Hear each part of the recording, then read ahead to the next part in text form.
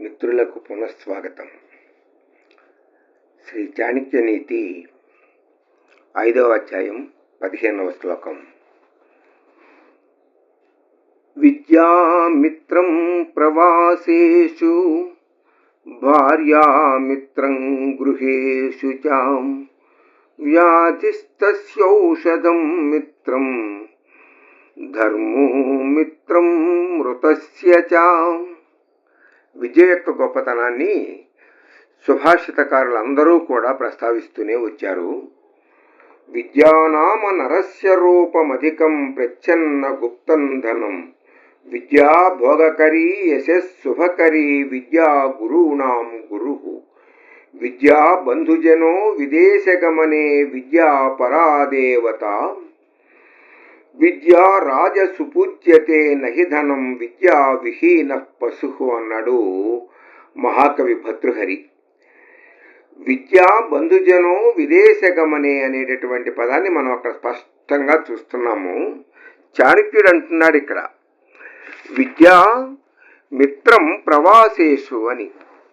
విదేశాలకు వెళ్ళినప్పుడు మనకి తోడుగా ఉండే స్నేహితుడు విద్య. భార్యామిత్రం గృహేషు చ. ఇంట్లో మనకి స్నేహితుడు ఎవరు అంటే అన్ని వేళలా అన్నింటికీ కూడా తోడుగా ఉండేటువంటిది ఇల్లాలు ధర్మపత్ని. వ్యాధిస్తస్యౌషధం మిత్రం. రోగం వచ్చినప్పుడు మనకి స్నేహితుడు ఎవరు అంటే ఔషధము. సరైనటువంటి మందు తీసుకోవటమే అప్పుడు మనకి స్నేహితుడు. అలాగే ధర్మో మిత్రం మృతస్య చ. మరణించిన తర్వాత అంటే మరణించేటప్పుడు మనతో తోడు వచ్చేటటువంటి మిత్రుడు ఎవరు అంటే ధర్మమేను అన్నాడు.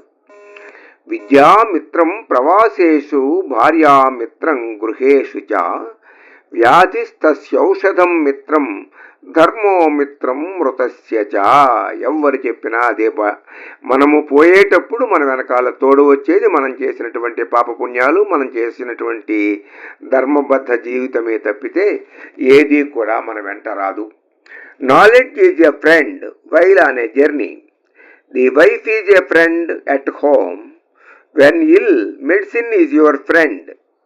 At the time of death the only friend is dharma. స్పష్టంగా చెప్పేసేశాడు చాణక్యుడు. స్వస్తి.